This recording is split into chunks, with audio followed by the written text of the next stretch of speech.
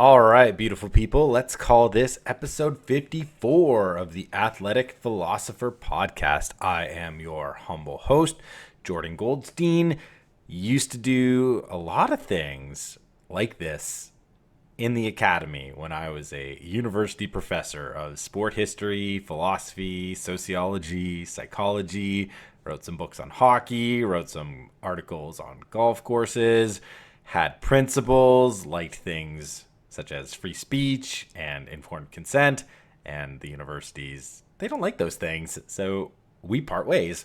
And now I get to go deep into the world of fitness coaching through life coaching through fitness coaching, effectively a kind of spiritual fitness practice that allows us to become healthy in body, mind, and spirit, all intertwined as one, and is really the way in which we can utilize the wisdom and the lessons from athletic training and competing in athletic contests to create virtue, holiness, character, and to be able to display that in our lives where it maybe means a little bit more than in the arena, which is a little bit of what I'm going to talk about today, because today is race recap for Prairie on Fire 2025, another epic, legendary, grand adventure in the world of endurance sports.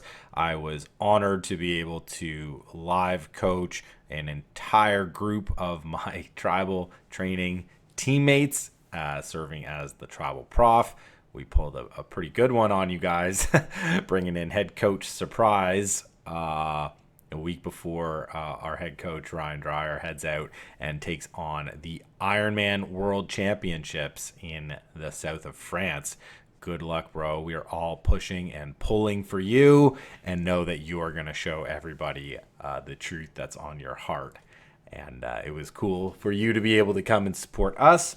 And I want to take today to just let the air right on out of the balloon. I've already been on a number of calls with athletes who've, we ran this race together less than a week ago, but in my estimation, when we are trying to utilize these races for like deeper meaning, deeper life orientation, deeper self-knowledge, it's very important to give space for the internal confusion and chaos that you feel after gigantic efforts like this, as a way to extract out meaning, but also to guard against inevitably what happens, which is like the post-race blues, right? Because you're on this incredible high and it's a little bit inflated, right? It's a little bit inflated, this high. And so we necessarily have to come back down. And in this coming back down phase of the race, sometimes what happens is people just continue to crash all the way back down to the floor. And whatever progress they've made, either physically, mentally, emotionally, spiritually, in terms of their personal transcendence, it can be lost very easily to the negative momentum of the post-race come down, right? So having space to open up and blurt out what's kind of messy and confusing on the inside is an extremely important process, and I'm going to show everybody like why this is important with my own race recap. So I've been talking about other people's race experiences, but I haven't really gotten a chance to share my own race experiences. I even had a whole series of Substack articles that I wanted to write, but I'm finding sleeping in is far more important than chronicling these experiences in the written form. I got a big week next week coming up. My wife's heading off to Spain for her biggest week of her working year. And so it's me and the kiddos for an entire week, the three of us, which is awesome. I love these weeks, but they're very demanding on, time management, being high energy, having patience, having grace, and recognizing, what's most valuable. And what's most valuable for me about next week is not being hung over from this week. And this week's all about getting rid of the hangover from the race. So just a little bit inside of my process here. I'm not sure how long this one is going to go. I'm running right up against our tribal team podcast. We're doing a race reflection pod, kind of like a live roundtable. Maybe I'll cross post it here. Maybe I'll just reference it. We'll see. Who knows? But today it's just all about my own experiences, which, as you'll find out, is almost always about other people's experiences, because that's one of the reasons why I do these races. Like I don't do races alone. I do races with people as part of a community, as part of a team, and that's where the maximum amount of meaning comes from. And I'm all about utilizing these race experiences to provide deeper purpose, deeper meaning, deeper clarification, deeper orientation when it comes to our life purpose. And I've got a few notes here that I want to hold myself to in terms of just the structure of this podcast. And we'll see if I can actually do that. So, what did I say that I wanted this to be about? All right, number one, I'm just going to go right into race experience, like what it's like to be at this campground, what it's like for me this year at the race, my experiences, what actually happened to me during the race. Spoiler, last year I went 21 laps, 87 and a half miles. That's 21 hours straight. This year I did not come close to that number. I was only able to get 16 laps, which is like 67 miles, something around there. So not exactly a banner performance in terms of year-over-year progress, but there's a lot of complicating factors, and I'll get into that after I then talk about coaching stories, because I have to share what I observe in the people that I coach, and give everybody a sense of how impactful these races can be for people who are on this athletic journey of self-discovery for self-improvement. And I just want to highlight some of my teammates and some of the people that I coach and see what I saw in them. And that's going to then lead to my own race reflections in terms of breakthrough, transcendence, the self-knowledge that I've learned from myself. And then we'll go to next steps in terms of like, where were the gaps, right? Where were the limitations exposed within myself by going through this deep internal challenge of self, right? One of the cool things about a backyard ultra format is everybody is effectively taken into some kind of a dark place where they have to battle against themselves, right? As opposed to just quitting and finding an excuse. It's how can I manage to keep moving forward, and to move forward with like an integrity of character and an integrity of self. That's one of the battles that a few of us want to get into most. We're not necessarily interested in pushing the number, although oftentimes in order to get into that dark place, you have to push the number, but not necessarily. And that's kind of what happened to me.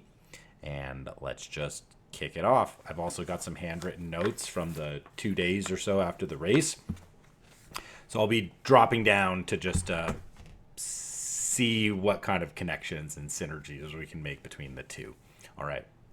I appreciate everybody that listens. As always, if you are intrigued about what you're hearing in terms of our style of competing, our style of training, if you're inspired by some of the coaching stories or some of the self-revelatory information I'm about to share, and you want to grab a piece of that yourself, we are going back to Prairie on Fire next year. We're going bigger and better. We're probably going to be bringing 4 to 5 different groups of people together, led by different coaches in our space.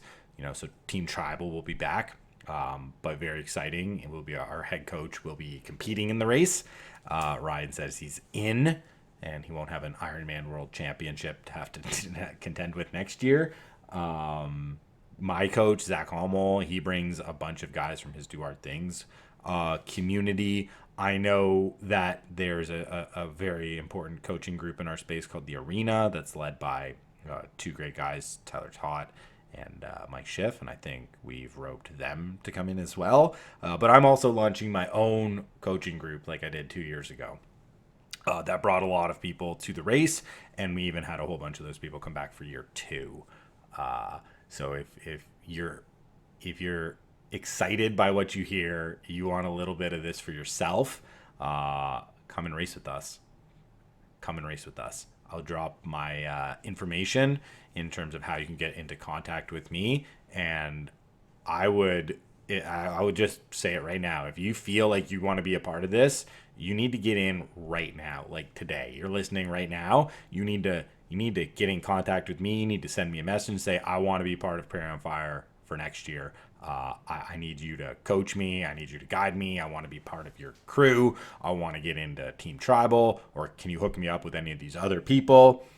You're going to get a whole year of training support. You're going to get a whole year of knowledge about how to take down this race successfully. You're going to get a whole bunch of emotional and mental support on how to utilize the training to probe deep inside yourself, to learn about your character, the virtues that you hold dear, the values that you want to live by, and then we will support you in actually doing the difficult work of living by those values, which is the hardest of all the endurance races that I've ever figured out how to race or run so far. And it would be my absolute honor to help bring you into this magical community and this magical race that is starting to really assert itself as maybe one of the more important races, certainly in a backyard ultra format, that you can get into, but really any endurance race. Like, there's something very special that's happening around this race with the people who come to it, and in particular the person who organizes it, TJ Daly, down in Indianapolis. There, just an absolute mensch, and he knows exactly what we're doing when we're all out there, and he appreciates the special environment that our camp brings to the event, because you don't end up at these events with lots of people who are aiming to get into some kind of a spiritual battle with themselves, but there's a celebration around that all day. Vibes are high, energy is high, you're making lifelong friends, cementing these connections in a world where we need to be finding ourselves with people who are like us, like-minded, want to go after the same things, hold the same values, and want to build and create and make beautiful things in the world with our effort and with our struggle. So if any of this sounds like you want to get involved, again, get in contact with me right away. Let's build for the next year together. It would be my honor and it would be my pleasure to help guide you. All right, now with that out of the way, let's talk race experience. This was such a cool race experience for me. This was the very first time I got to bring my family to any race that I've ever done. In fact, it was the very first time I got to bring my family to meet all of these incredible people that, I've intertwined my life with over the past couple of years. I've moved away from my old self. I'm not a university professor anymore. The friend group that I used to have, that was a tight-knit friend group that I had for, like 20 years, blown apart by the pandemic. And when I say blown apart, I mean I was effectively shunned and put on the outside. They're all great. Like, a lot of those guys are still all together. It just, I'm not necessarily welcome, or if I am welcome, I don't feel comfortable anymore. And so my wife has seen me slowly create a brand new network of people. They're all online. They're pretty much all American. And while she is supportive and believes in me and has faith, it's there's got to be a kind of a gap there between the belief and some of the outcomes in terms of this new career path or this new life path for me after deciding that the university was not a place where I could safely continue my professional career. So this was big. This was big for me in bringing them down, bringing them into this environment, into this universe, and having that be a positive, having that be an absolute positive experience to the point where we're already like figuring out, how do we do this next year? How do we all come back as they become bigger and better. Because when we do these races, that's our thought. Our thought isn't, I don't ever want to do that again. It's, how can we do it again better and bigger and go longer and have more people and have more fun and have more breakthroughs and more transcendence and more spiritual awakening. Like, that's what we're after. That's what we're after. That's why I did a little bit of a full court press on everybody right at the beginning, because I want you to come to this race. I need you to come to this race. If you think you should be there, you got to be there. So this race experience was new. This is a campsite. So the Backyard Ultra format really lends itself well to camping. So if you like the vibe of camping, like the slow down sort of feel of a campground, you'll love this race. Everybody effectively sets up their own camp at the race site, because the race it's a loop race and it's a last man standing race. So we run a 4 1/6 mile loop every hour on the hour. So if 8 o'clock is the race start, we run our 4 1/6 mile loop, and then the next lap starts at 9 o'clock. And then the next lap starts at 10. And you keep going until there's only one person left running out on the course. But everybody has these like camps that we're coming back to the race start finish every hour. So you end up like creating your own station.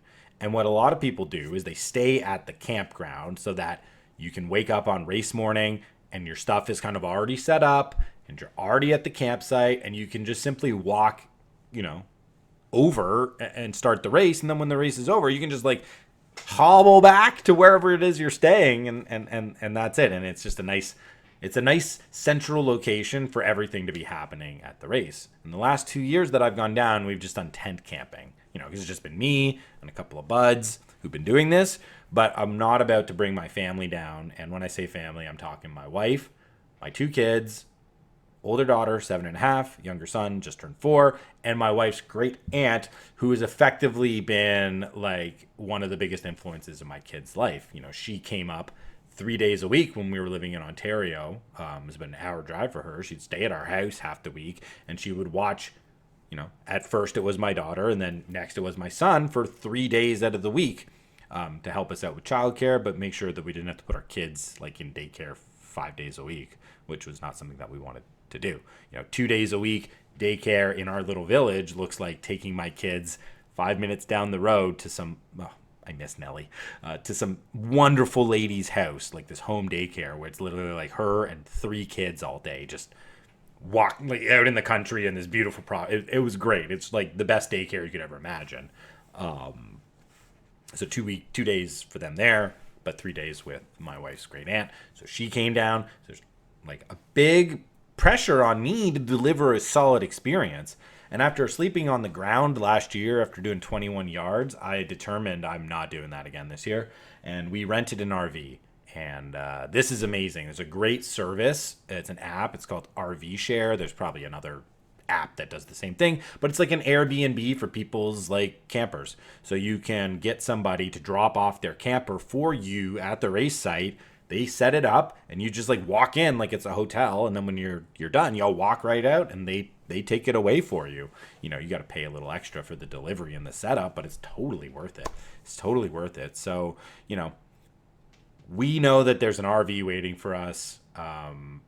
We bring like all this different camping gear, 2 tents, all these different pillows and mattresses, just in case like the sleeping arrangements are not quite great. We're also bringing extra stuff for some teammates who are flying in from way across the country. Got teammates coming in from California. They're not about to bring like all their camping gear on the flight. So I got extra tents, extra this. So it's like a big logistical pull to get down to the campsite.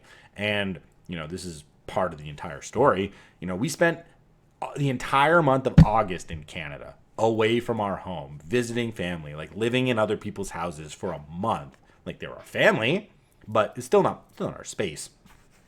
And we get back to Northbrook here in Illinois, and we got like 3 days to turn around and then get to this race. And my wife's working, my kids are in school, so like I basically spent 3 days getting everything ready and trying to prepare and trying to make it as easy as possible for everybody to come down and get to the race. But it's like a mad mad scramble. And that whole month effectively was like a mad scramble. So it's like my race experience is kind of just defined by getting to the campground and not caring about much else. It's like get to the campground and have fun. Like get to the campground and have fun. Which we got to the camp on Thursday in the afternoon, walked into this RV, great little setup, not quite big enough to house us all. So we end up with an alternative sleeping arrangement for my wife's aunt. We get the tents delivered to our buddies. My wife actually goes and picks up our guy Stefanos from the airport. Just shout out Megs, you're a hero. You're a hero, just an absolute hero. And then let the hanging begin, let the chilling begin. You know, people are already there staying in their RVs, so there's already like community. You're already like seeing people you haven't seen in a year. You're hugging, like you're sitting around campfires. You may be meeting people you've known online for a long time, but haven't actually met in person. And it's a very cool vibe. It's a very cool vibe. Just remembered I got to put somebody else on my on my list of stories. Gosh, there's so many people. And I'm just going to put a little asterisk here. If there's something that I mention and somebody doesn't get mentioned, or some story or thing doesn't get mentioned in my recap, that's because there's a bajillion things going on. We had like 30 guys. We had like 30 guys in our camp. There's like 13 or 14 tribal athletes, plus coach, plus all the family members, plus all the friend support, plus Zach's crew. Like, there's so many people. There's so many things going on all day that inevitably things get missed. Inevitably things get missed because there's just so much action. There's so much action. So if I miss anything, I apologize, but it's just like, it's impossible to get everything. It's impossible to get everything. All right. Motivation break. I'm going to have to be drinking a lot of coffee during this one, guys. I apologize. Or I don't apologize. It's just what's necessary to make the magic happen. So Thursday is great. We have a solid little night in the RV. And then Friday, it's kind of like laid back, but not too laid back. You know, this is their very first time we've done a team race. I'm so bad at this. Team race. Official team race. Like last year, we had some travel guys at the race, but it wasn't enough to make it like an official team event. Like when I've done sort of like earlier this year when we did Elephant Mountain, or last year when we did Zion, or some of the Ironmans that I've talked about. Like these are, 10 plus athletes all doing the same thing together. So this year was an official team race. So I wanted to provide a bit of a loose structure for the team members that were already there. Shoot, I'm already like remembering. I can't even believe I would have forgotten this. I want to go back to Thursday night. You're meeting people for the very first time. I had a great car ride to the grocery store and back with my man Uriah, who had just joined Team Tribal like maybe a month or 2 months before. And we had a great chat. Turns out we have a lot in common. We were both former like adjunct professors who left the university. I mean, he was in finance and he has like a real career and like a real life. And I was just a history and philosophy prof, which is not a real career. But he was a hockey player. We talked a little bit about strategy. We talked about just a whole bunch of cool things, because it's like, it's difficult when you're an adult to make friends who really enjoy the same things that you do and also share like the same values about why you do those things. So it was very cool just to be able to connect with a new person, but find like instant camaraderie and instant connection with my man Uriah, and he's got a giant part in this entire race story, which you'll hear about in just a second. So now back to Friday. Like Friday, I just wanted a bit of a loose structure. We had this giant surprise happening. Like I mentioned, like head coach Ryan Dreyer is not supposed to be here, and we told everybody like he's not coming because he's going to be in France because he's got the Ironman World Championship, which is like it's a goal he's been building towards for years and years and years and years. But he decided months ago, like there's no chance I'm missing this team race. There's no chance I'm missing an opportunity to go to Indy to see my coach Zach. We share the same coach, Ryan and I. I want to see my guys in the arena. I want to coach them. I want to feel what this backyard ultra is all about. And we already had pretty much talked about putting Prairie on Fire on our team race calendar again for the next year. And I think he just wanted some confirmation or validation that would be a good direction for the team to go in. So a lot of Friday was simply like misdirection, and getting everybody together at the right time so we could surprise the team with coach's appearance. But in the morning, we just did a quick little shakeout, a quick little 20-minute run, took some of the guys out onto the course so that they get a feel of what like the gravel path is like out there, what the terrain is like, what the scenery is like, just to get the feet moving a little bit. So we did that early in the morning, and as often happens, you just end up walking around the campground, and more people are arriving on Friday, and you're having conversations with the people who are there. You're talking strategy, but you're talking life. Like you're just, and my kids are there, so I'm also trying to like pop in and see what they're doing. They got these fishing rods, and they're obsessed with the fishing rods, so they're like practicing their casting, and I'm getting rid of their birds' nests and trying to get their lures out of the trees and help them like get in the creek. They got bikes, so I'm trying to be dad, I'm trying to be coach, but I'm also trying to be an athlete and prepare for myself. Getting the final few things, food wise, groceries, and starting to organize my gear for the next day. And those like hours, they go by so fast. They go by so fast at the campground, which is great. Which is great because you're doing all these great things. You're meeting all these people, and you're trying to harness the nerves, like the nerves and the anxiety of the day before the race, which is a big deal. And one of the big things that we found successful on the team in the past year or so is these intentional mindset sessions that are related to sharing and writing the day before the race or the day or so before the race. Helping everybody just make sense of their training, help everybody just express what they're feeling, and then to effectively like reassure everybody that we're all in it together, right? It's not even like what we say that's important, is what I've noticed and observed with these sessions. This is not even what we say that's important. It's the fact that we share and we can listen to other people sharing. Like that's the most valuable part, is listening to somebody else on your team who has trained so it's very similarly to you, who's doing the race for a very similar reason. They're not always exactly the same in terms of what the goals look like. But again, we show up and we want to use these competitions as these avenues of like spiritual knowing to gain willpower, courage, moral fortitude, right? To then go out and live life by our design. That's what we want. So everybody there is kind of on the same wavelength when it comes to the deeper meaning of what we're doing. And it just makes it very easy to open up and be vulnerable about anxieties or about some confidence or just about anything that's on your heart that you need to be sharing and putting out there. So we have this really great mindset session. Ryan pulls up in a car and everyone's like, "What the heck are you doing here?" And he's like, "Surprise! You thought I would miss the party." We end up talking.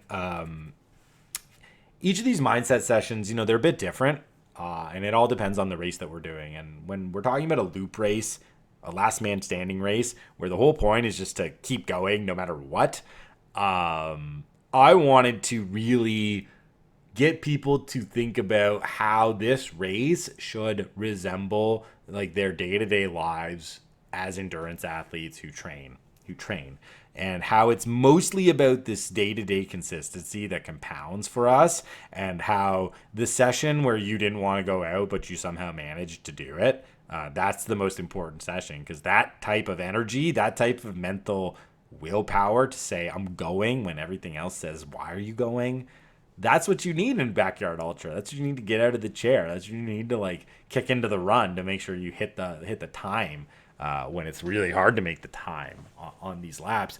So we did a little bit of an intentional mindset session about this idea of like consistency and tying it to our consistency in training and consistency in bringing our best selves to moments of adversity, which is certainly what we're all going to face out there.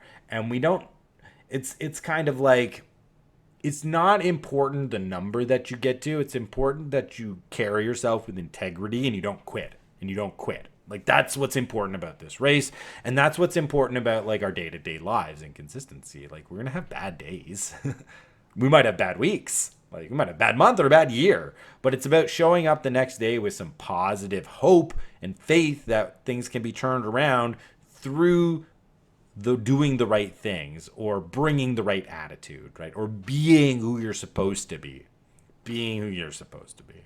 So that was kind of like the thrust of that mindset session, and I think it put everybody in a good space. And there's a couple of signs and signals that I always look for to know that like we're doing the right thing. And let me just talk about one of my heroes for a second. He was my neighbor at this race, and somebody I just look up to and am very motivated and inspired to emulate in terms of the character, and that's Lou Rivolo. Louis is the sensei of our team. He is the sage. He is the, I don't even know. He's just the best. He's one of my favorite people in the world. You know, Louis got a tremendous life story. This is a guy he's not shy about any of this. So I don't think I'm sharing too much. But Louis was a severe alcoholic for the beginning of his adult life. You know, for up until he was 37, like 20 plus years, heavy drinking to the point where you don't even want to know what his day to day started to look like at the end of this. But you know, God bless him, and his strength and internal courage, and the strength and internal courage of the people around him. He was able to get sober. He was able to start taking that energy and putting it into more productive places like martial arts. He became a 4-time black belt and an actual sensei. Like, when I call him a sensei, he's an actual sensei. And then after sort of extending his career in martial arts, he comes from a family of runners and cyclists and racers. And so he started racing, like marathon racing, which then led him into ultra marathoning when he was in his 50s. So now Louis 61, I think, 61 or 62. And he's crushing ultra marathons. Like, he's not training as hard as he was. Like, last year was a giant year for Louis. He crushed so many big time 100-mile races last year. He finished the Ion 100 with the team. He was finally able to complete the Vermont 100, which was like his goal ultra marathon race. And there's this amazing picture of him like finishing, and you're just like, you can tell that this was a big like life goal for him as he crosses it. And now he's just sort of transitioning into a little bit different of an endurance athlete, much more of a guide, much more of a teacher, much more of a mentor, less about physically grinding himself, much more just about appreciating the experiences that these races can give. You know, so I just have a tremendous amount of respect for somebody like Louis, and I just think he's able to show us the way in so many important ways about how we can live, and how it's like never too late to believe in yourself and bring about the best version of yourself from depths that, like, you know, just like God hoping that none of us have to face. But as Ryan and I, right, we always kind of like tag team these. Like, Ryan is usually up front or I'm at the back. We try to create this. There's only two of us, but we try to create this like circle or perimeter around the guys to let them know that we're kind of all around.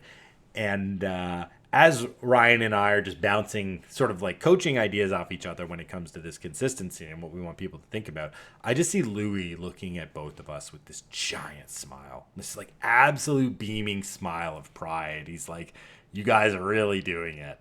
Like, this is what you should be doing. You're really doing it. And I'm so proud of what you guys are doing. You know, because the last time the three of us were all together, that was the Zion 100 race experience last year in the house. And this was the big miss that we had in that house. We had so many tactical planning sessions, but we didn't have any mindset. There was no mindset work at that Zion 100 house. And it was a giant reason why only 3 of our 10 athletes were able to cross the line, right? At Zion last year. And that was the last time we were all together. So for him to now be, like a year and a half later to see how we are utilizing these team experiences to drive at the most important parts, which, is like our heart stance and our mindset. It was just this awesome moment of confirmation, and one of the best moments in the entire weekend for me was watching Louis' face light up as we were doing that mindset session. So that was great. Shout out Louis. I love you. And yeah, what does that look like then? Friday night is just like carb up, basically, like eat, get to bed as early as possible. I'm in the RV with my two kids. My wife's got to go out and run a few extra errands to get a few things for race day, to make sure that she can take care of the kids and get their needs taken care of, while also trying to crew me. She's taking up a Herculean effort, so she's out, but my kids are kind of up, and I'm wanting to go to sleep, and they're not going to sleep, and I'm finding that I have to bring like such a better version of myself right in these moments, because you're starting to get that like selfishness of, this is my race. I need all the space for me so that I can prepare, I can get ready, right? I can get my nutrition, I can get my sleep, I can do these things. And it's very obvious to me that I can't be doing that. I have to be there for them, and I have to be patient, and I have to be in the entire experience, because I'm the one who said, please come to the race with me. I need you guys to come to the race with me. Here's how we're going to do it, and it's going to be great. And if I start blowing up, if I start getting angry, if I start being short, then all I'm doing is creating anger and resentment towards me, where it's like, well, you brought us here. Why are you angry at us? Why are you miserable? Why are you being mean? Right. So that was never an option. That was never an option to be put on the table. Eventually we all get to sleep. I get a solid night's sleep, and then boom, we are up for race morning. And I like to be up for race morning like a normal time that I'm usually up. Like I don't want race day to feel like a big deal. I want it to be just another day. I know it's not another day, but I don't want to put all this pressure, because this creates anxiety, and this creates like nervousness and tension in the body, and sort of like restlessness in the mind. I just want it to be like any other day. So like I get up early, I have my morning space, I make my coffee, I start to get some food in me. I'm listening to the right music. I'm stretching. I'm slowly getting my things together. Like I just want a good hour to just have space for myself to do what I need. I'm reading a little bit of Exodus. This is always the book I go to in the morning of a race. Is I'll read Exodus, and in particular, like one of the themes that is always so apparent in these races is this like drive towards freedom and the pullback towards slavery, which is very indicative in the entire Exodus story, because you're trying to get to some other place. You're trying to get to some next level, whether that's in the race itself, through training for the race, or in reflection after the race. It's like you want a higher version of yourself to emerge, and that higher version of yourself is going to be able to exude and actualize more freedom.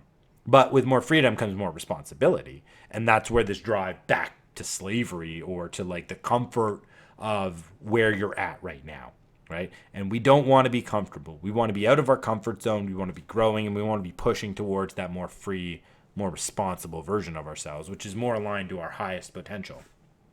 So I always like reading a little bit of Exodus on race morning. So I do that. Everything's feeling good. Wait, I gotta get some hot motivation here. This is why a double walled giant French press is very good for podcasting, because I can just take little hits of nice hot coffee every once in a while. It stays hot. Because cold coffee is a crime. Cold coffee is a crime. So I have the morning space. I start to slowly take my final things over. Oh, one of the other things that we do on Friday is we set up our camp. I missed that. So, we've got this. TJ is the man. TJ hooks us up with the best position, right? It's an individual race, but it's also like a team race. So you can enter as a team. And so, tribal training and Zach Do Hard Things community, we're on a team together, and we get one of these amazing RV spots it's literally at the race start finish. So you can go across the finish and your chair can literally be 3 steps away if you're part of our crew, which you should be a part of our crew. Come and race with us next year, please. Come and race with us. It's going to be awesome. You're going to have FOMO if you don't. Come and race with us. So we're over there. We're setting up our sunshades. We're setting up our table. We're getting our chairs set up. We're getting like everything kind of ready so that when race day hits, we basically bring our clothes, bring our food, and then we get down to it. So I start. I think I'm up around 5:15. I start slowly heading over to the race around 6:30 or so. I'm like, I want an hour to sort of have my own time. I want an hour to sort of get my camp stuff ready. And then at 7:30 is when, we're going to do like a huddle with the team. We're going to do a photo. We're going to have directions from the race director. And then we're going to be into the race. And I want everything to just not feel rushed. I never want to feel rushed. Big problem at an ultra marathon is when you start to feel rushed for anything. That's when you know you're in trouble. One of the things that I yelled to everybody frequently at our Elephant Mountain 50 miler back in February was like, consistency beats urgency. Consistency beats urgency. We never want to feel like we're rushing. We always want to be on top of our pace and to know what time we need to make, but we can't be rushing. We can't be rushing because that brings in anxiety, and then I'm not going to be able to make the right decisions. Like, it's all about decision making and problem solving in an ultra. And when you're taken out of like a calm headspace, then you're not able to clearly see what you're supposed to do next. So I go over there and immediately I start to see some teammates who have come in they're not staying at the campsite, but they're staying either in town or at a hotel. I see Mason, I see Cam, I see Logan. I start to see people from the campground filing in, getting everybody set up, like feeding off that race day energy. It's the best. And I'm just doing my thing. I'm not necessarily as interested in setting my own stuff up. I'm interested in checking in with everybody and seeing how they are doing, right? Because this is my A race as an athlete, but I have to be a coach. Like, I have to be a coach. These are my guys. Like, and so much of the coaching that I do is not in person, it's online. So the moment we're in person, like, I just have to be me. And that's me checking in with you, seeing how you're doing. I want to know your mindset. I want to know how you're feeling. If something is off, I'm going to start to soothe the mind. Like, I'm going to start to aim you back towards the proper perspective, right? So as I am supposed to be preparing for myself, I'm much more worried about what other people are doing. I want everybody's experience to be great at these races. Like, for me, I'm already living my dream. It's already like the greatest day when I'm doing this. So I'm not really worried about myself. I want everybody else to be able to go the distance that they think they want to do, or if you're there crewing and supporting, I want you to feel like you're the most important person at the race because, like, quite honestly, nobody does it without the crew. Nobody does it without the support. And so many people, they're like, we're not really doing anything. And it's like, no, you're doing everything. It's like, you're literally doing everything. Because we can't go out on these laps in good conscience and with a full heart if we think that the people back at the camp are not happy to be there and they're resenting us for bringing them and making them support us. So just the fact that you are enthusiastic with your love and your support, even if you're not doing a lot, it's everything. It is the most important role. It is the most important role. We need you more than anybody. Nobody does this alone. Nobody does this alone.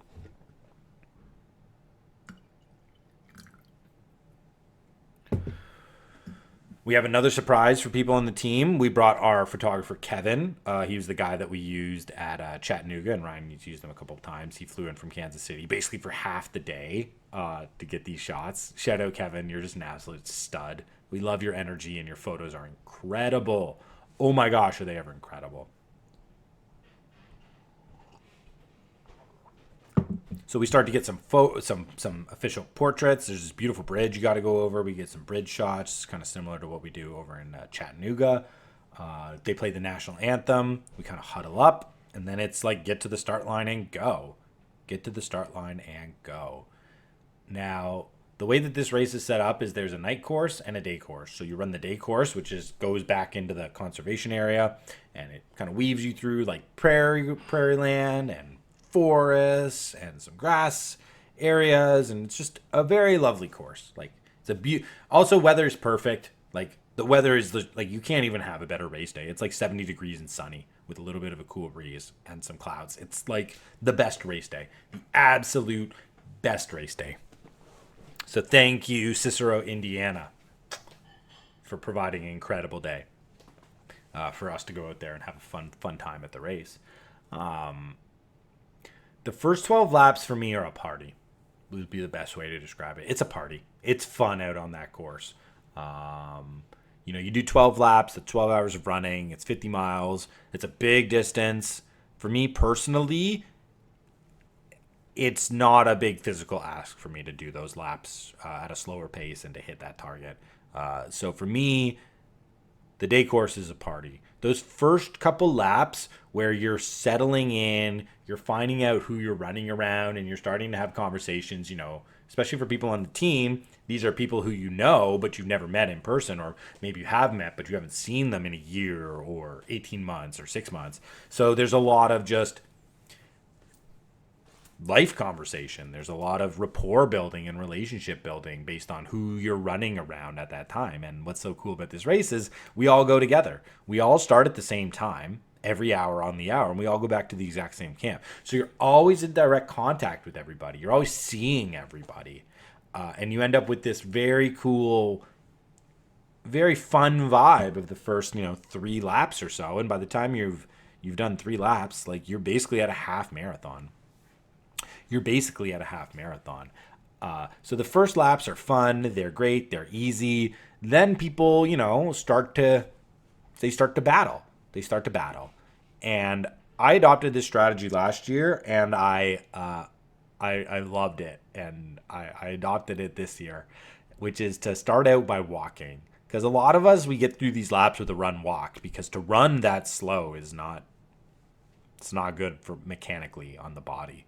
I'm somebody that if I'm running just normally and I'm running like a very easy pace, it's something like 8.5 minutes a mile, which if you do the math on a 4 1/6 mile loop, it's like 35 minutes or so. And then what do you do for the other 25 minutes that you're in the camp?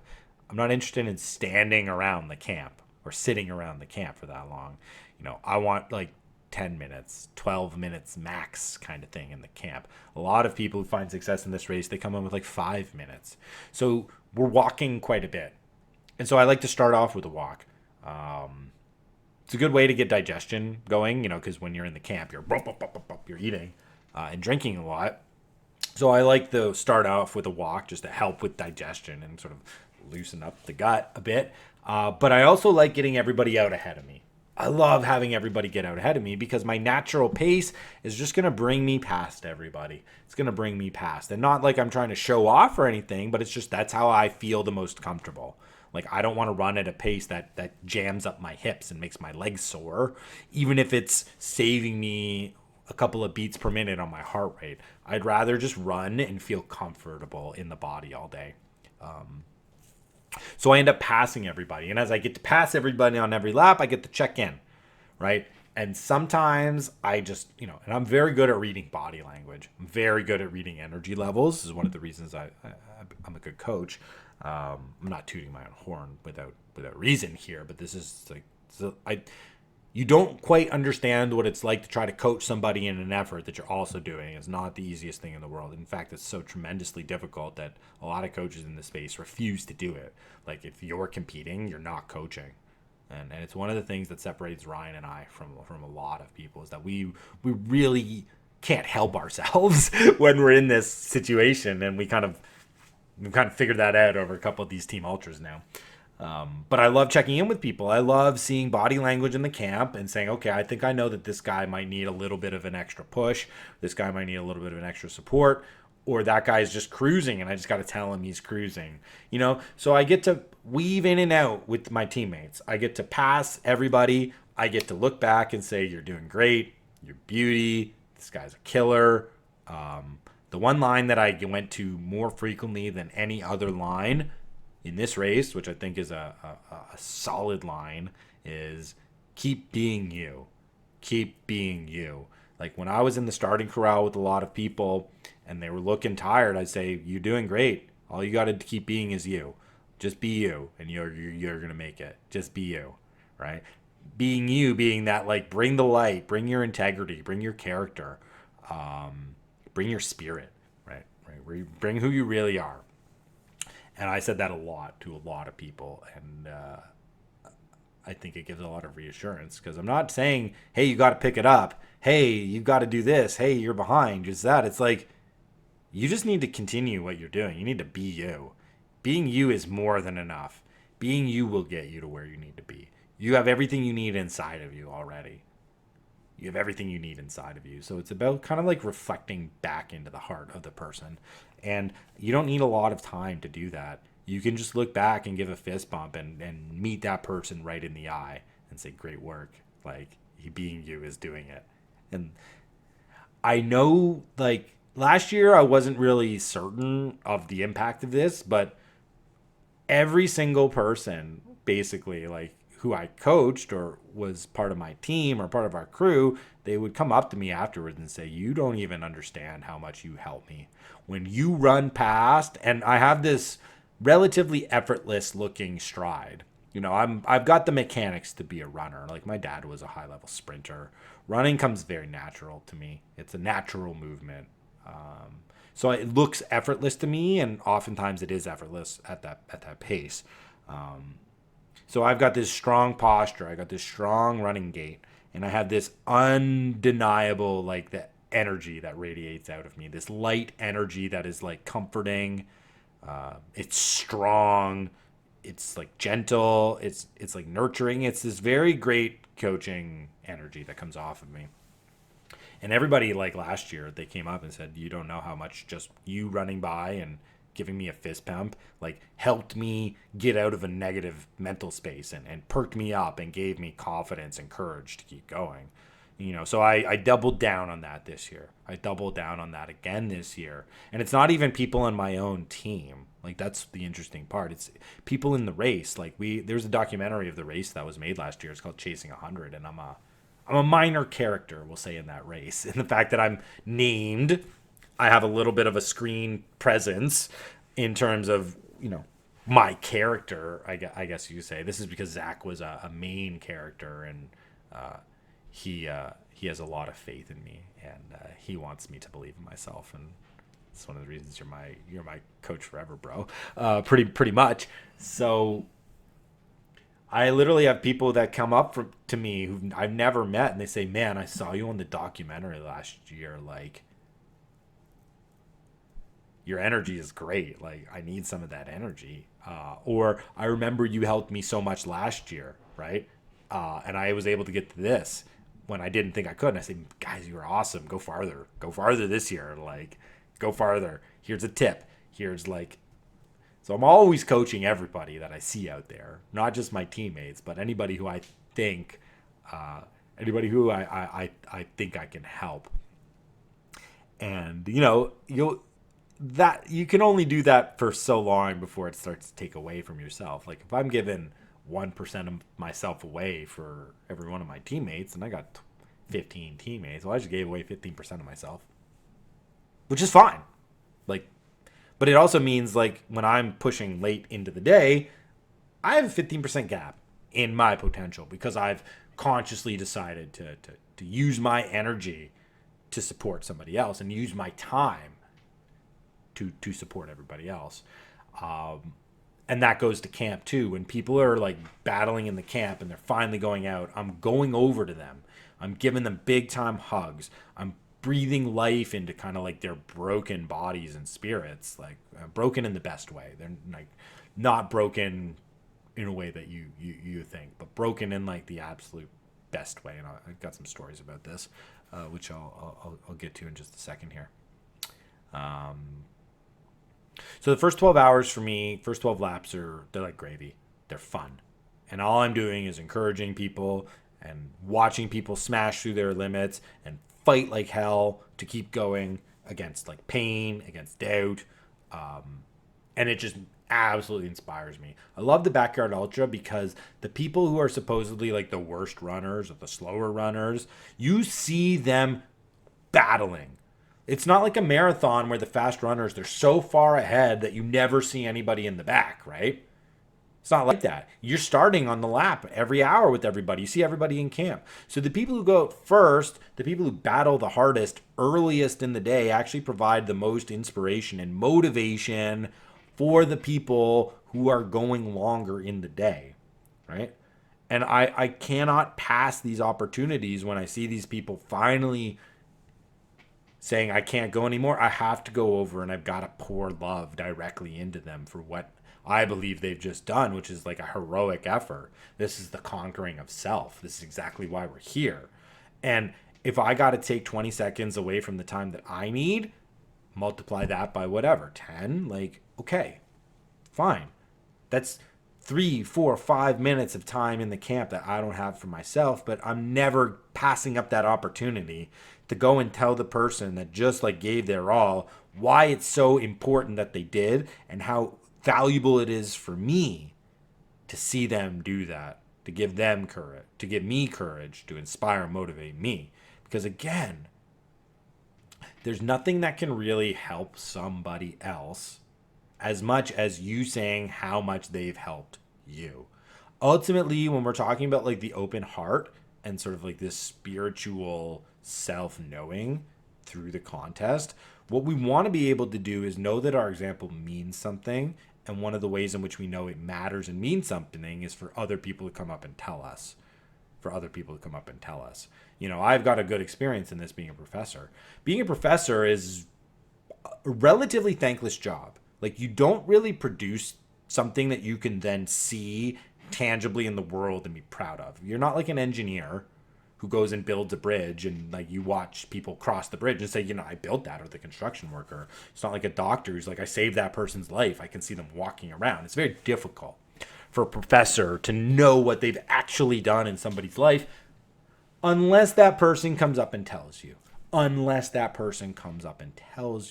So, you know, at the end of each one of my classes that I would teach, you'd get like 4 or 5 students who would come up to you at the end and say, I really appreciate the way you taught this course. You opened my eyes to things I didn't even know I should be paying attention to.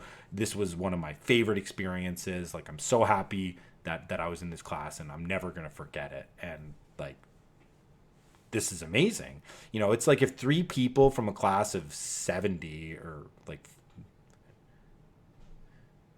they taught like 100-person classes. I taught mostly 50 people in the class. So let's just say if like 3 people from a class of 50 come up and tell you that, that means there's like 10, like that means there's like 5 times as many students who also feel the same thing, but they're just not coming up to tell you. And, you know, I still have students that contact me 5, 10 years later.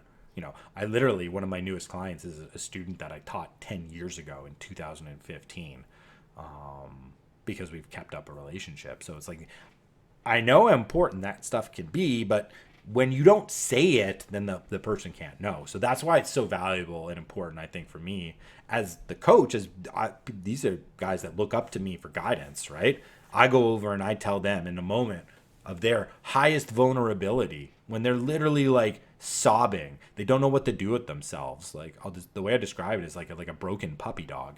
Like you're just innocent and you have nothing.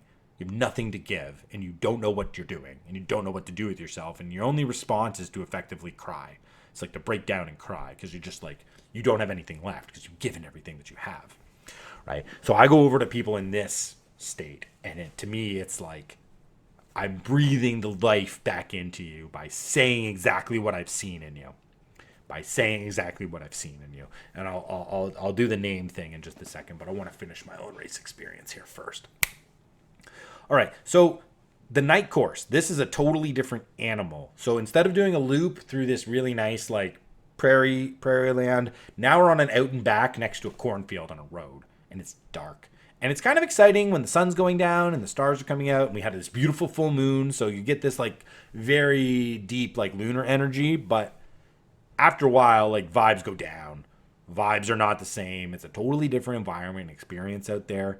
And I wanted to get into a mental battle with myself and try out some of the things that I believe held me back last year. Like that's what I really wanted in terms of like a physical, in terms of physical performance. But lap 12 is when my heart left the race. My heart left the race on lap 12 because the best experience that I had at this race was watching my kids and watching my wife at the camp. And my daughter, she's 7.5. I did the duathlon with her, which I talked about on a previous podcast. And she's like starting to get this itch to race. She's starting to get this itch to run. And, you know, we're coming across this bridge and she starts to like run the final, whatever, couple hundred meters with me. And this is great. And I'm in the chair. I think this is for the third lap. Going out on third lap. She said, I want to run the whole lap with you, Daddy. I want to go out the whole thing. Can I go with you? And I say, I love you. You cannot come out on the lap with me. You're not going to make it, and I can't have you out there. So it's like every lap she would sneak out a little further onto the course, and we would run a little bit further together. And it was the thing that I was looking forward to like the most. And on lap 12, my kids had the day before, they created these like glow in the dark paint t-shirts that they were going to wear in support of me. And I see Megs, my wife, and I see my two kids wearing these shirts that they'd made right as I'm coming across the 12th lap, and they're on the bridge and they're waiting for me. And both my kids run right towards me and they say, we want to run in with you, Dad. We want to run in with you. So I'm jogging. I'm holding both. I'm going to start crying again. I'm holding both their hands. I see the smile on my wife's face. And, the whole point of this race is that they have a great experience. And my wife's aunt has been like videoing and she's been encouraging my kids to like run with me. And the whole thing has just been incredible. But like this moment, like it just broke me up in all the best ways. Like I started sobbing. I started sobbing and running this final couple hundred meters with them because I was just overwhelmed with pure joy and pure release. And my heart had been so filled up. I'd given away a lot of myself, but this like filled my heart up. But not to this point where it was filled up for me to go and like smash my body up and get to whatever number I thought I needed to get by any means necessary. It was more like, you've never been more content. You've never been more satisfied in a race than you are in this moment right now. And it's very unlikely it's going to get better. It's very unlikely there's going to be a moment that tops this, that you can fight through and towards. So when I say that my heart left the race, it's like my heart to like really, really push towards like a higher physical potential, it was gone. Because this was a moment that I had sort of imagined would be happening at 24 hours, like at sunrise. The next morning would be the triumph. But there's a very cool thing about about these races. You don't engineer the breakthrough. If you try to engineer the breakthrough, like you're just going to miss it. You're going to be forcing that square peg into the round hole, and it's just not going to work. Rather, it's an emergent property. It's something that just spontaneously comes out of the action itself. And you cannot determine when and where it's going to be or what it's going to look like. And I just remember like coming down the final road and, one of my absolute best guys, Mike Donatelli, shout out. He's been on the pod before. Go listen to the pod that we've had. This guy's literally like just one of the best humans, and he's been sort of like cheering me on all day, and like I pull him out and I'm like I need to cry, man. Like this is so hard, like all these emotions. He's like, bro, just let it go. This is the most beautiful thing. And he captured these amazing photos of the three of us walking, and that was like basically the end of the race for me. Like if I'm being honest, like I didn't care about distance. I didn't care about pushing after that. Like my race goal had been achieved. I had watched so many people that I had coached just absolutely dominate and set amazing PRs and have these incredible moments of transcendence. And then I get my moment and it's like the night course loses all of its significance. Everything just like melted away. But I still I didn't want to quit, obviously. There's no quitting. We don't quit. But I wanted to try to improve some of the mental game. I wanted to get into some of the mental battles last year that I thought limited me. So a couple of things that I wanted to do was I wanted to express vulnerability I wanted to ask for help. I wanted to adapt my running strategy and try different things. I wanted to I wanted to be able to experiment in real time when I hit adversity out on the course, and I didn't want to quit in the chair. I wanted to go out when I was almost certain I wouldn't be able to make the time again, and I wanted to push. I wanted to see what that was like. Now, this started to happen, I think, right on the very first lap. Like when I'm looking back on it now, when I got out on that first lap on the night course, I was, you're always battling a little bit of something throughout the day, but it's like the little thing started to turn into a big thing. And I could notice my mind starting to attack me, trying to turn little like stomach discomfort into big issue. And I was like, no, you're trying to attack me. Like you're trying to get me to quit. When I get back in camp, I'm going to take care of this issue, right? I'm going to take care of this issue. Like, so even on that very first night lap, I was kind of in this little mental battle already, and I was noticing my mind trying to sabotage me. I was like, no, we're not going to let that happen. We're going to keep going, and we're going to problem solve. We're going to try to figure this out. I get back out for the next lap, for lap 14, and I feel great. Like I had some food, I cleared up the stomach thing for a little bit, and I feel good. I feel really great going out, but on the way back, it's the same thing. It's like the mind starting to really attack me. Like the mind starting to attack me, and I wanted to do these run walk segments, longer run segments, some shorter walk, but then I was like, I can't. My mind is attacking me, and I need to get back to camp as fast as possible. I need to get back to camp as fast as possible, and I need help. And I also made a bit of a tactical error. I wanted to take an extra layer on that lap, and I didn't, and I started to get cold. And that was a big tactical error that started to seep into my mental will and my mental resolve.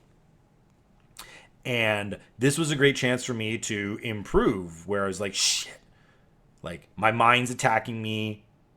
I made a mistake. I'm starting to really just have negative thoughts out here. I need help.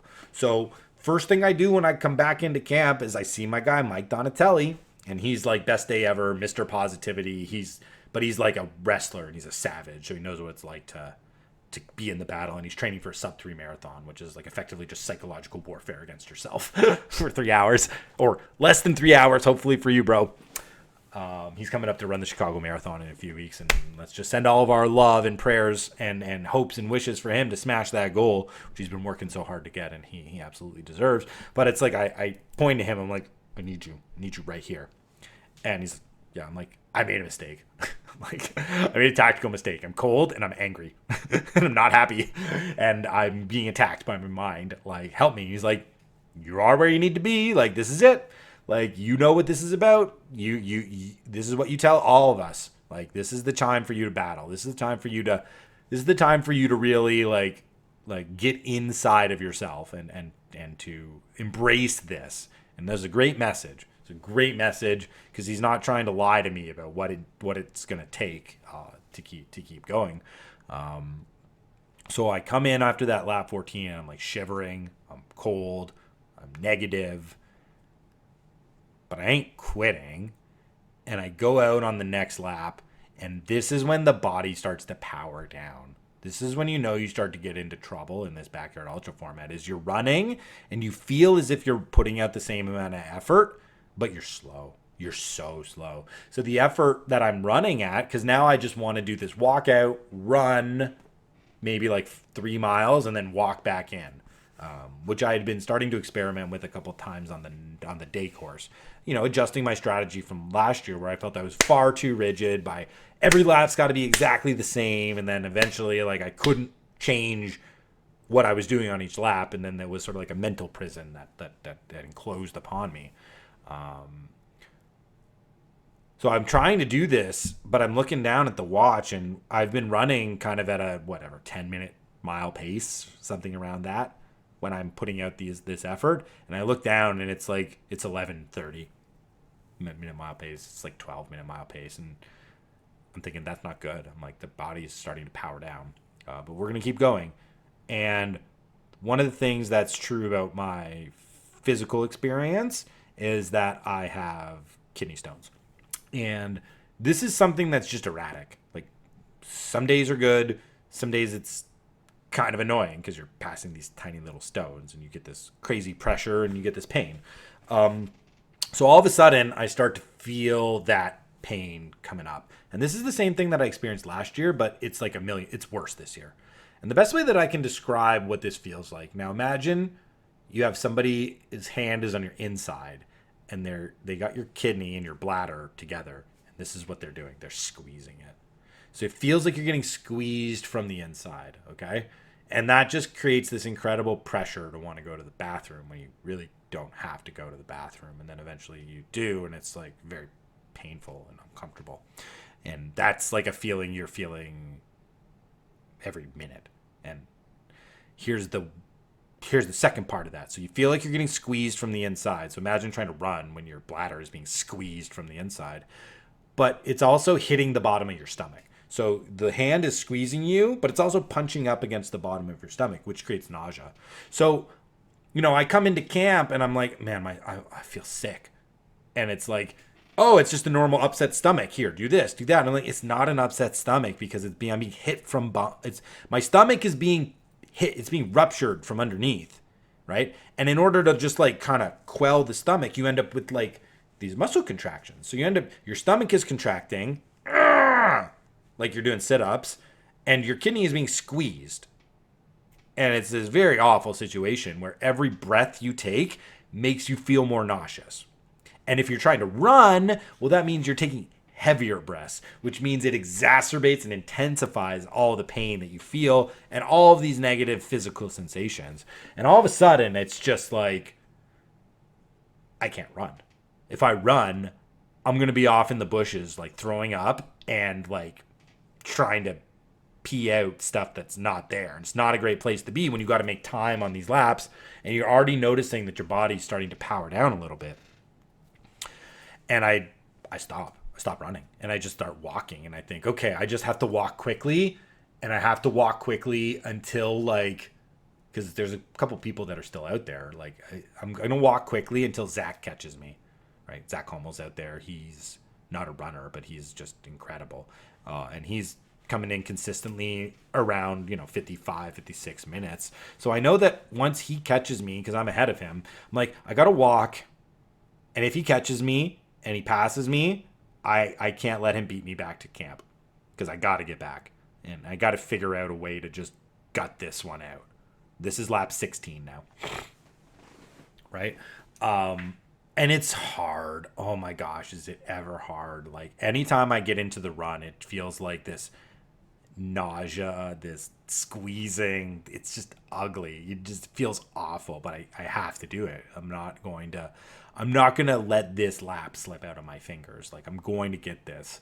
I told you my heart was already out of it. I didn't really care. I'd seen Louis go out graciously at 14. Just like, I'm not here to destroy my body. I'm here for other things. And you don't always have to set a PR in a race to make it a meaningful and a beautiful race experience. And I already mentioned I had the most satisfaction and contentment I've ever felt at any race ever. So at this point, it's about integrity. It's about like keeping character and winning some of those mental battles. Another big mental battle that I wanted to win was, even when I was feeling bad, I didn't want other people to know that I was feeling bad. I wanted to carry that light, positive character, have integrity to myself, even in the moments where like I was frustrated or I was feeling pain. Like last year when this kidney stuff sort of hit me, I remember being so pissed off. I was so angry. I came back into the camp and I think I kicked my chair over or something. It was a moment of visceral frustration and anger. And for me, I wanted people to see how much I cared about this stuff, but it was not the right move. It's not the right move. And it's not a great look either. And I wanted to improve upon that. So a lot of people in the camp didn't even know I was feeling distress until like I came in on the lap 17 and I was just like, I'm done. Like all I want to do is like, I can't run. I'm getting this incredible pain, this incredible pressure, this incredible nausea. But I'm trying to say it all with like a smile on my face and just finding the silver lining. And this is why I was here. I'm not upset that I'm having to grind, or that like the race may be over a little earlier than I suspected, or everybody else suspected that I was going to be able to do. I want to try and figure out the next lap. I want to have faith that if I can figure out the next lap, maybe this thing goes away, and I feel good. Like, and I just was believing that. I was believing that. And to me, that was a giant victory. It was a giant victory over the self, that I was able to accomplish. But I was able, I get back in at the end of 16. Ryan comes over to me. He's like, you don't look great. I'm like, I want to throw everything up and I don't want to run. So he's like, try these chips. I'm like, I've been eating chips all day, but I'm just going to. Another thing is like, try things, something different, try something different, right? Have some Coke, have some chips, which is kind of like our ambrosia. And yeah, I'd been drinking Coke and I've been having chips the whole day. So I wasn't like, this isn't going to work, but I'm like, I'm just going to try it. I want to try it. I want to be positive. I want to believe I can turn it around. I want to keep integrity. I eat the chips. I have some water. I immediately feel again for the probably 10th time in the last 15 minutes. I gotta go to the bathroom. I go over to the bushes and it's so painful. Oh my gosh. It's just like this unbelievable pressure and this, you just pushing and there's just not much coming out. And it's just a battle and a struggle. And then I feel this wave come across my face and I'm like, oh, those are the chips. This nauseous wave. Literally, I can feel it radiating down from my forehead all the way into my cheeks. And I'm like, oh, this is not going to end well for me. But I am not going to quit in the chair. I'm going to go out on lap 17. I'm going to go with a smile on my face. And I'm going to be optimistic. And I just do the same thing. I walk out. I maybe take an extra minute to walk. And I take 15 steps running. And I have to run to the bushes. It's just like, I can't do anything else. I can't run. I just need to find a space that isn't right in somebody's front yard because what's about to happen is not going to be pretty. So I find a place that has a little bit of privacy. I got to do the pushing thing again. It's just awful. And then I start throwing up all those chips. It's ugly. I don't know how long it takes. It feels like it's like 10 minutes. It could have been like 1 minute or 2 minutes. I don't know. But I'm like, okay, that's over.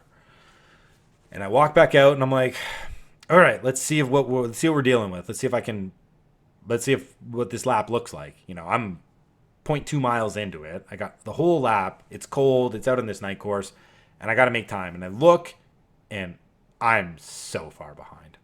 I'm so far behind everybody else because you can see everybody's headlamps, and it's just like it's not even like they're a little bit ahead. And if I just kind of start to grit and run, I look down at my watch. I'm like, it's 12 minutes into the lap. Not making it. And it's no shame to walk it in at this point for me, like to just turn around because I'm not going to prove anything by suffering out in the cold, out in the cornfields by myself so that I can come in 40 minutes late after the next lap. I'm not here to show that. So I turn around and I walk back into camp. And, it's about 20 minutes after the lap, and I go and I see everybody, and I'm like, I'm ahead of the race, and here's why. And here's the great part about these races. Nobody cares.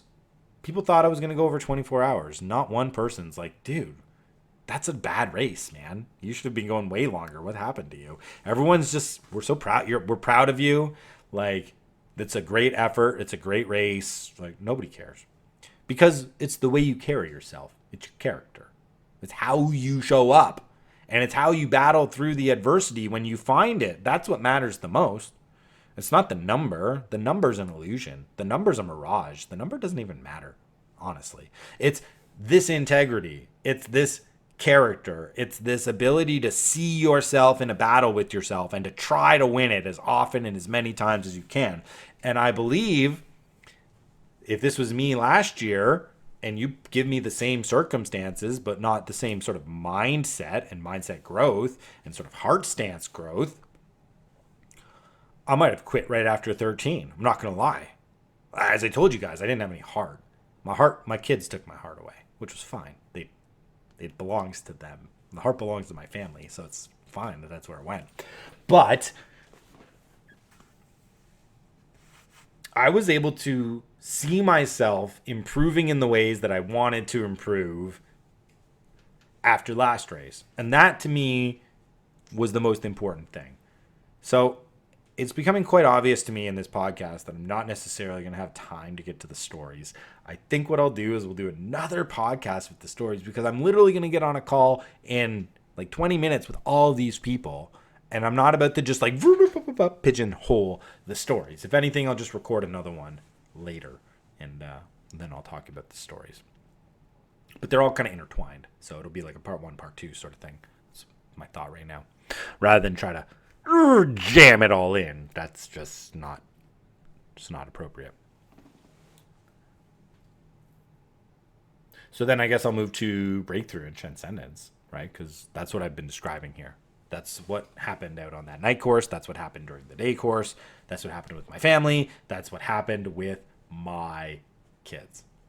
And thinking now about, reading Exodus the morning of, one of the big themes that comes out of like the Exodus story is the need to make the right sacrifices. So I have to give away. Everybody has to give away in order to get. That's just like physics. That's the nature of the world. There is no thing in the world that's free. Something can't come from nothing. Okay? So nothing in the world is free. Nothing. There's no such thing as free. Everything has a cost. So in order for me or any person to gain and get anything in the world, we have to give something away. We have to give something away. And what causes something like existential dread or a lack of meaning and purpose or nihilism, the philosophy that nothing I do matters and nothing in the world matters and nothing means anything, so why bother caring about anything or doing anything of value?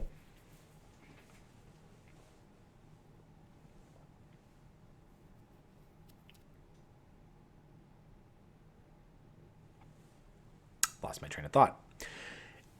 In order to guard against those feelings, right, we have to be able to give away the right things. So if I live a life where I'm constantly giving away the wrong things and I'm gaining the wrong things, well, after a while, I'm going to look at what I've done and what I've traded and say that was not worth it. And that's going to make me resentful towards my life and my existence. This is why so many people have a midlife crisis.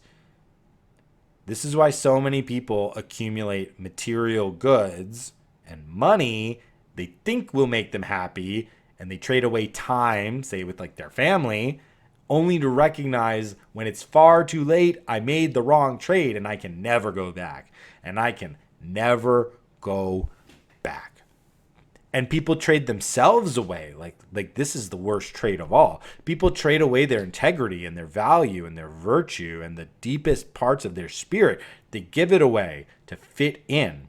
They give it away to avoid conflict, right? They give it away to make sure that they can remain in the herd and not be set apart and not be differentiated. But then you just give yourself away, and then you're a nobody. And you're a nobody.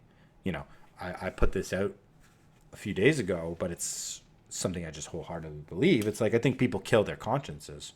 Because we all have this like internal signal. We all have this internal voice that directs us towards the good and what is true. And we all know it's in there, and we all have to hear it, unless we start making these trades, these little death by 1,000 cuts, these tiny little, just in this instance, I won't stand up for what I believe. Just in this instance, I'll do the thing that I know is bad because it's easier. It's more expedient. I'll fit in. I won't have to deal with the negative consequences of having to stand apart and stand up, even though I want to and I believe it.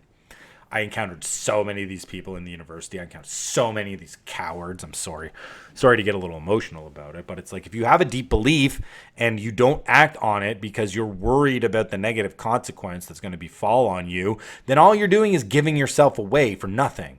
In fact, it's like worse than nothing, because you're trading it for some status, or you're trading it for some material comfort, right? Like the profs who disagreed with the ideological uniformity on campus, but they would never say a word because it would hurt their reference scores with their colleagues, or they wouldn't be able to go into the faculty lounge and chum it up, or they may not get tenure or whatever. Cowards. Give away your life. So I really believe that people give away their consciences, right, through these sorts of awful decisions, and that's the wrong sacrifice. They make the wrong sacrifice, they get the wrong thing in return, and then they end up hating existence and hating themselves because of this. And that will then materialize in so many different ways that are negative. One of the ways this materializes in the way that people who say they love sports but don't play sports after their athletic careers are over, how they mistreat their bodies, how they're in such ill health, and why they do such bad behaviors when it comes to maintaining their health, right? You're like, I made the wrong sacrifice. I gave away the wrong thing. So the ability to know what to give away in order to gain the thing of maximum value is a big time skill, and it's one of the big time lessons that training and competing in sports gives you. So the breakthrough and the transcendence for me is this recognition of always making the right sacrifice towards the higher value, of always making the sacrifice towards the higher value, and having faith that that's always going to turn around in the results that you require the most. And for me, that meant going 5 laps fewer this year in order to realize a much greater gain, right? I had to give away my race result in order to allow everybody else to have a better race. And for me, this is the easiest trade in the world. Happy to make it. And it goes all the way back to maybe like the 4th day that we were back in Canada for this entire August. And I started to get this slow realization that, oh my gosh, I'm not in my house. I don't have my kitchen. I don't have the things that I train with. I don't have my normal running routes. I don't have all of the things that would really be helpful in preparing me to go and hit this race as hard as possible. Like, I think my physical ability is being jeopardized. Like, I think my race results being jeopardized by us being here. But family is the highest value. So what am I supposed to do with this? And it was like a very instant understanding on my part. I was like, you can't become resentful. Number 1, you cannot become resentful. Number 2, you're the ones who decided that this was your course of action, so you have nobody to blame but yourself. No one forced you to do this. This was your choice. Turns out, maybe not the best choice, but that's okay. We're here now, and we're going to work with it. So for that entire month away, even though everything was imperfect, I didn't complain. I tried to be positive every single day about, okay, where can I get my training in? How can I sync it up to what I might have been doing? How can I keep my nutrition as clean as possible when I don't have my normal stores, or I don't have my normal kitchen, and all of our routines are kind of all over the place. How do I just maintain sleeping in a bed that's not mine for a month? Like, the things that I would be dialing in the most in terms of race prep, like just for my physical being, were kind of just taken off the table for me, which was fine. So very early on, I started to make this right sacrifice. I started to understand, like, you give away what you think you need for the race in order for other people to be able to have a better experience. And that's especially true for my wife and for my kids, because let's think about this. If I spend all of August being miserable and being annoying and being depressed about, I'm not getting to train the way I want to train. Would really be great if I had my bike. It'd be really good if I could go to this route that I know is great and not have to run through these neighborhoods and, blah, and just be a sourpuss and just totally be a downer, right? How do you think my family would feel about getting into that car and driving down and staying in the RV at the race? They would not be looking forward to it. They would be like, oh, if he's this miserable for the month for the race, what kind of a tyrant is he going to be? What kind of a tyrant is he going to be in that RV? I don't want to be in that RV. I don't want to be with that negative energy. I don't want to be around that anger and frustration. I don't like the races. I don't like what the races do to him. I don't like the fact that he races. You see how bad that can get very quickly, all because of my decisions on how I'm going to react to the adversity, This is the same time that I'm reading this incredible book by Viktor Frankl called The Doctor and the Soul. And he kind of spells out these different ways in which meaning can be attached to our lives. And he says the deepest meaning that can happen is from attitudinal values. Attitudinal values, which is how I bring my attitude towards adversity. So it's like he got this idea watching people in the concentration camps, because he himself was in a concentration camp in World War II, in one of these Nazi concentration camps. And even in these incredibly dark and depressing and demoralized and dehumanized environments, there are people who maintained a strong will and a positive frame on life, even though everything in their environment would suggest that everything is bad. They continue to have a meaningful existence because of the way they approach adversity and how adversity gives them a chance to rise and to prove themselves, their integrity and their character. It's if anybody's seen the movie Life is Beautiful with Adrian Brody, it's exactly this. It's like a father and a son in a concentration camp, and the father turns it into a game, and he says, all of this is just make believe, and the soldiers aren't really real, and it's all just kind of a game. And this is kind of like how he switches what should be depressing into like this beautiful, fun experience for his son, right? And there's like thousands of stories of individuals who are placed in these incredibly dark places, but they're able to maintain themselves and the meaning of their lives through facing adversity with a positive attitude and a positive frame on life. So I'm just trying to get a little bit of that. It's obviously I'm not in a concentration camp or anything like that. Come on, guys. But it's like life has adversity. The way you show up and deal with adversity can actually be the most meaningful thing in your life. So I'm really trying to embody that. I'm really trying to embody that kind of attitudinal stance towards adversity, because also this is what's going to help you in the race. This is one of the mental breakthroughs that I'm looking to achieve in this race, is to when adversity hits, can you smile? Can you be integral? Can you bring the best of yourself in the darkest moments that you face? And even if those darkest moments overcome you in the sense of I can't continue the race anymore, how does that affect your spirit? How does that affect your being?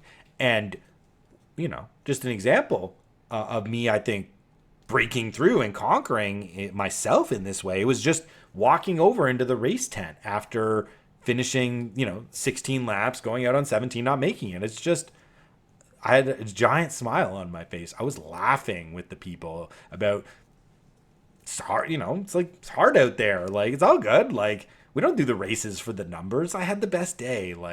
I don't care. I got to experience this with all my family. I got to watch all my teammates do this. The number, I don't care about the number. And I'm saying this literally in real time, when you should be bro, you said you wanted to go 24 hours minimum, and you're 8 hours. You're 8 hours less than that, man. That's objectively not good. It's objectively not good. But subjectively, I'm just winning. I'm so winning. And I think that's really great evidence of this mental breakthrough and this positionality against adversity, and the ability to bring your highest character towards it. And that, to me, means that I made the right sacrifices. That's all it means to me. It's like confirmation that you were on it. You knew exactly what to give away. You knew when to give it away. You knew what to give it away, because you recognized what you really needed to gain from the race. It's the same thing as that month back in Canada. If I go to the race and all I'm thinking about is, I got to hit 24 hours. I got to hit 24 hours. And I'm overly demanding. And I'm mean, right? And I'm a tyrant, and I'm demoralizing the people in my orbit, my family, with my brutality of an attitude, where it's I'm here for me, I'm here to get the number, and if you're not with me, you're in my way and you're against me. And let's say I have that attitude and I go out and I hit 24 hours, but I come back to the camp and my wife's you made it, great. My kids aren't even there because they're too whipped or tired, or they're not interested in coming back to the race because dad's a meanie. That's an entirely reasonable situation to occur. Because when you're under pressure and you're starting to crack, you're going to lash out. You're going to lash out at other people, and you're going to lash out at the people that are closest to you. And that was something that was never going to have that happen. It was never going to happen for me. So to me, that's the breakthrough. That's the giant breakthrough, is when it comes to these races, I'm not able to get rid of my selflessness.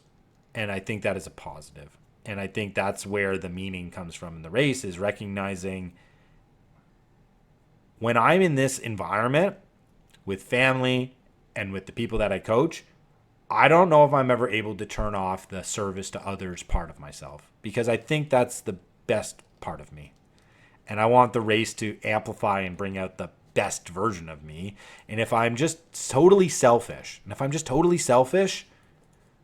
maybe I hit a personal record and maybe I do something that's physically very cool, but mentally and spiritually, I think I'm a worse person and I'm a broken person and I've made the wrong sacrifices. And it was very clarifying and edifying and gratifying to be able to feel all this happening in real time, which I credit as a testament to the way that I train every day, where this is the reason I train. This is what I'm interested in observing and noticing about myself when I train. I am cutting my workout short. I am fitting them in when I can in order to hit all my family obligations and my coaching obligations. And I never once resent the fact. I may get discouraged and frustrated every now and then, but I don't resent it, because I recognize this is the trade. I recognize this is what I've got to give up. This is what I've got to give up, and it's worth it. It may be difficult, but it's worth it.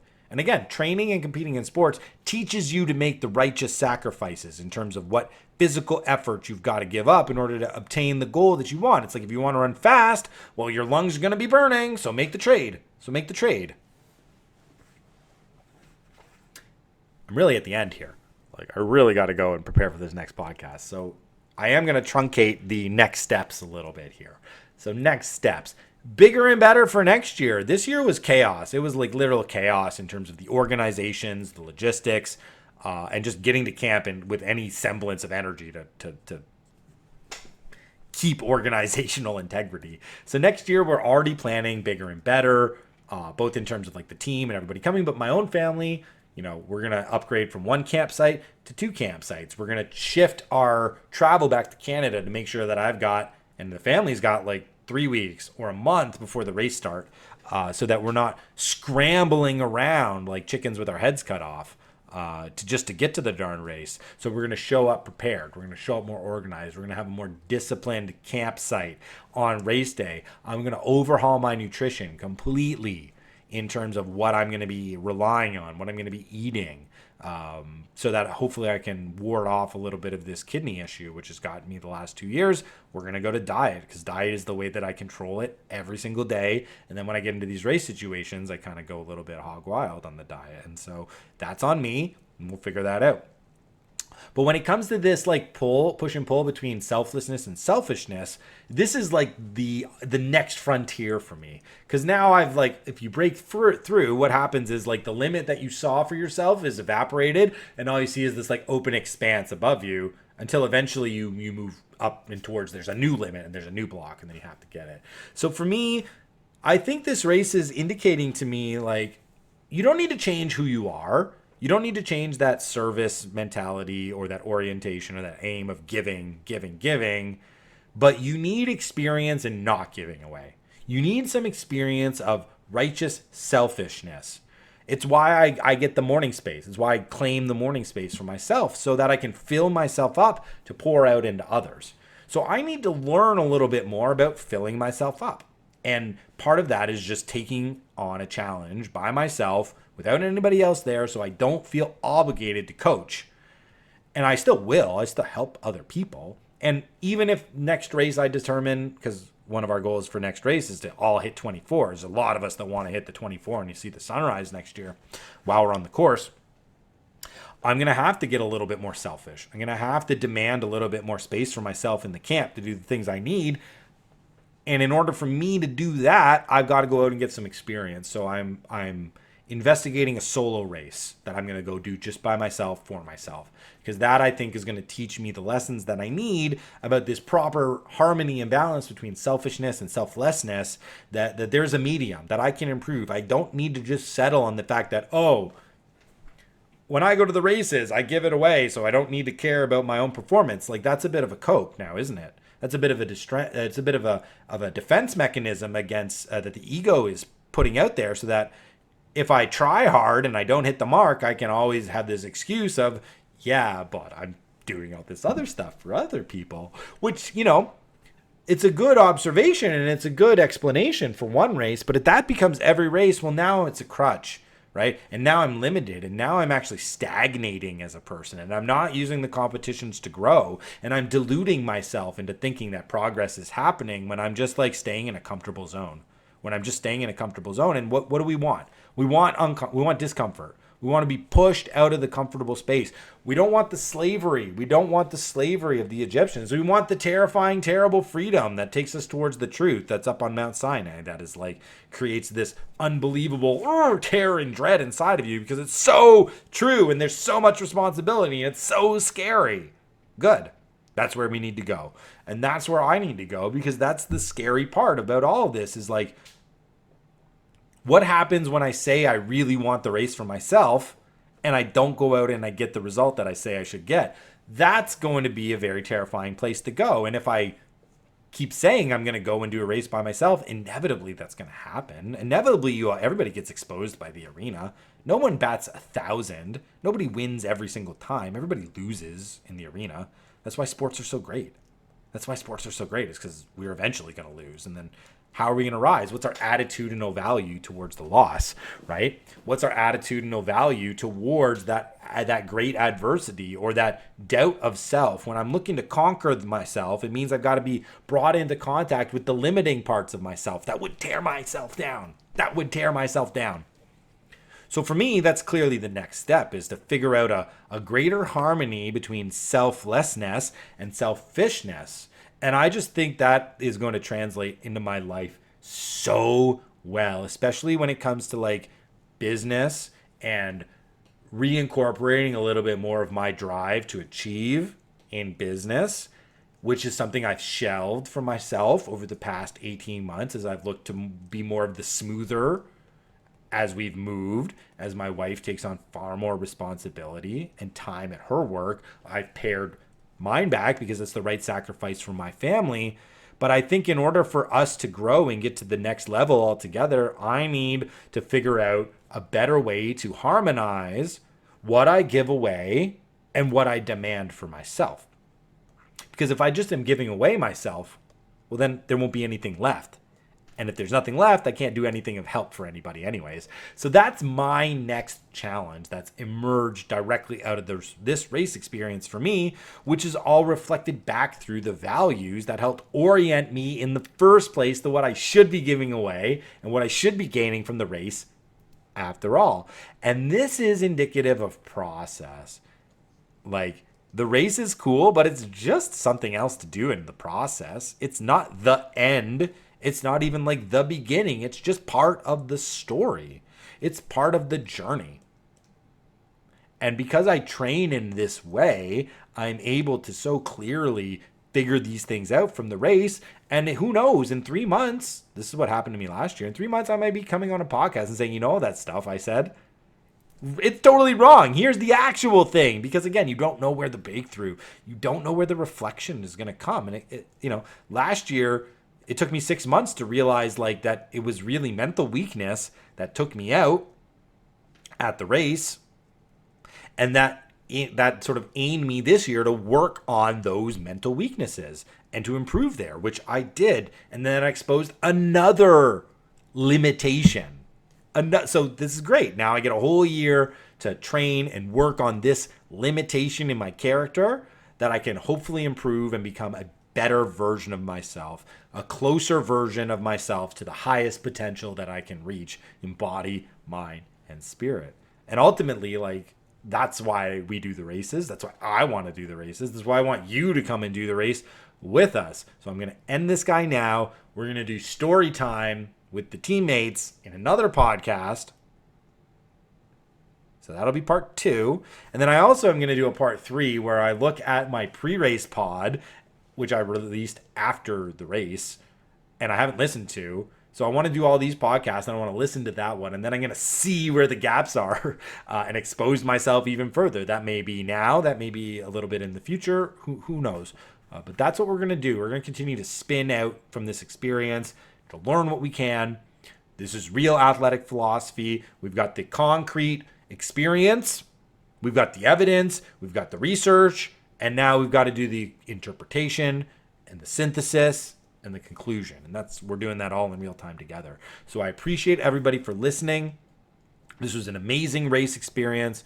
I'm just jazzed up. Everybody who was part of it this year is jazzed up to do it again next year, bigger and better. Again, if you are interested, I want you. If you have any thought in your belly about, I want some of that, you need to come with us. That's the inner signal. You got to listen. You got to come. It doesn't even matter if you're coached by anybody. Just like come and be a part of it. But I would suggest it's much better to be coached, because we've had some experiences of people who have signed up, not really involved themselves in our community with any of the coaches, and they don't get it. But the people who come in through our communities and who are coached by us, they come back because they transcend multiple levels throughout the year. And I would be honored to race next to anybody out there, and I would be my absolute privilege to help guide you towards the starting line of the race, which, after all, is the one that matters the most. So, cheers, everybody. Thanks for listening. See you in the next one.